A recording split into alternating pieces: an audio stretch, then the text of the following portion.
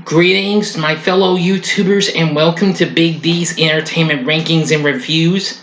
My name is Duel, better known to you all as the Big D. So now, this time, I bring to you another review of the Leprechaun series, the next to last entry, and that's the, described as a reboot and seventh film overall, Leprechaun Origins from 2014, directed by Zach Lipovsky, starring Dylan Postl, better known as the WWE wrestler known as Hornswoggle. Now, of course, this was released by Lionsgate along with WWE Studios. Now, Michael Luisi, the president of WWE Studios, has described the film as a little darker and a little more traditional horror than the last six we saw with Warwick Davis, which of course this is the one where we don't see Warwick Davis. Dylan Hornswoggle Postl plays the Leprechaun, but I'll explain how I'm not too thrilled with some of this movie. Also in this includes Stephanie Bennett, Teach Grant, Bruce Blaine, Adam Boyce, Andrew Dunbar, Melissa Roxburgh, Brendan Fletcher, and several others. Anyway, here we go.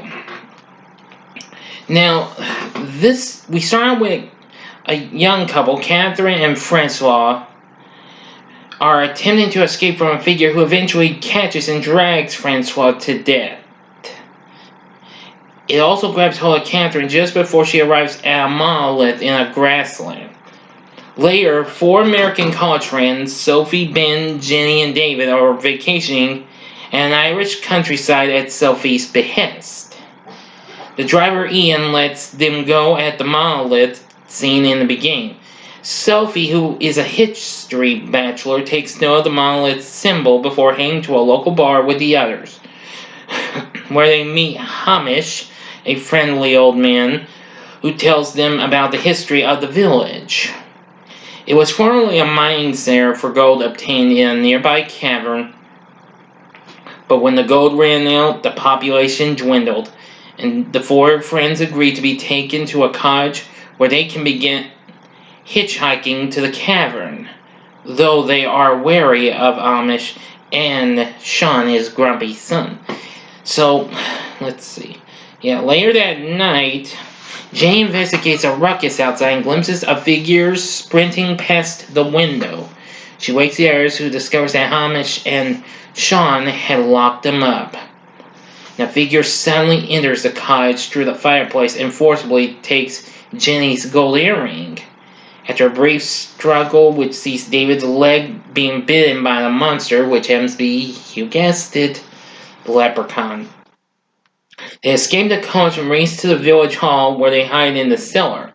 From a mythology book, Sophie learns that the monster is Tuatha De Danann. I maybe pronounced this wrong. I've only watched this one time, and it was last year when I first saw it. Better known as the Leprechaun, who owns the gold that the villagers sought after. So Hamish and the villagers refused to return the gold and didn't want to leave the village.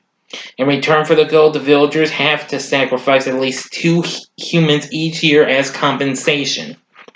The Leprechaun lusts after gold, but it can be repelled by a certain symbol, the same one carved into the monolith, which serves as a barrier beyond which the being cannot get out.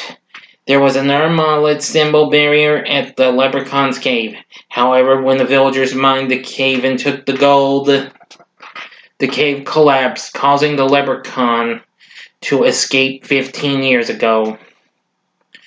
So, soon the friends are confronted by Amish, who confirms that the villagers sacrifice tourists each year to avoid having to sacrifice themselves. And Sean, who has grown weary of the unjustified sacrifices, eventually lets them go. So they take the offer to escape by an old woman named Mary, who is revealed to be Hamish's accomplice. So they are then tied to trees as offerings for the Leprechaun. The monster arrives and rips out Jen's gold Jenny's golden tongue ring. Ooh. Yeah, that's kind of freaking. That's gotta hurt too. David manages to get the leprechaun away from Jenny, but the beast slashes his torso and also cutting the rope, allowing him to break free and release the other three before he is attacked and killed. The remaining trio head back to the cottage to set a trap to kill the monster, but it tricks Sophie and Ben into striking Jenny with their axes, eventually killing her. Now I'm going to give you 5 seconds to stop this, and then click on the description box to avoid hearing about the last bit of the movie. Here we go. Okay, you've been warned. If you didn't do this, shame, shame, shame. Anyway, in the last bit, Sophie and Ben fetch Hamish's truck but are cornered by the leprechaun inside the village hall. The leprechaun eventually gets hold of Ben and kills him by ripping his spine out. Ooh, that's gonna hurt. Though cornered by Hamish, who is still intent on sacrificing her, Sophie is saved by Sean, who pushes Amish into the cellar out of guilt for letting his father and the villagers sacrifice so many people over the years. The leprechaun kills Amish in the cellar, much to Sean's devastation. And well, Sean is never seen again in the movie. Presumably the leprechaun killed him too, or he escaped. No one knows. Meanwhile, Sophie boards Amish's truck, but crashes midway while trying to avoid the leprechaun. She resumes her escape on foot, and when the leprechaun finds her, she distracts it with gold coins, then decapitates it using Francois's knife, which he had left in the prologue. And Sophie finally manages to cross the monolith to safety, just as 3 leprechauns are revealed running in the tall grass before continuing her escape. And that's the end. I hate to say it, now said. Now then, well, let me put it to you this way.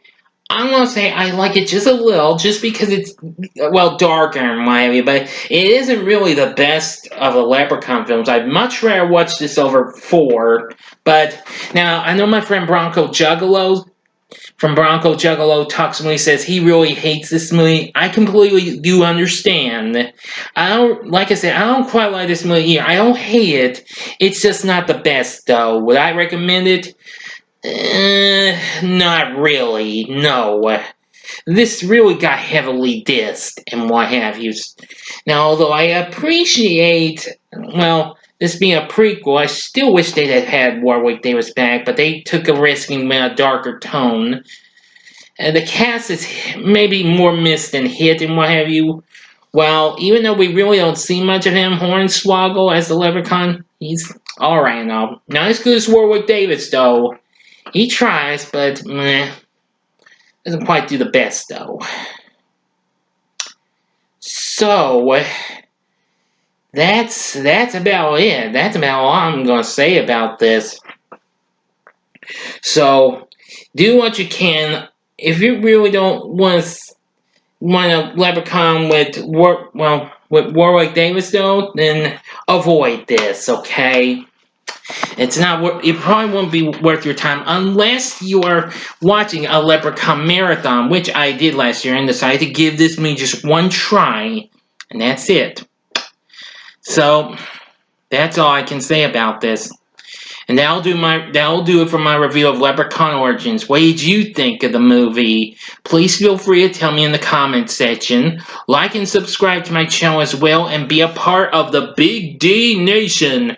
And join me again next time when I finish the series with Leprechaun Returns, the most recent entry, which serves as a new sequel to the original, but unfortunately has a different player as Leprechaun.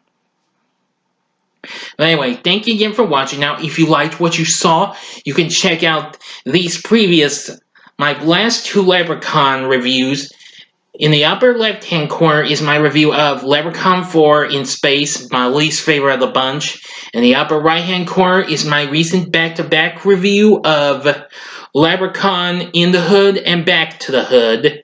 And as a bonus, if you didn't catch this yesterday, I'm going to include in the bottom left-hand corner my recent spoiler-free review of the new Vin Diesel feature, Bloodshot.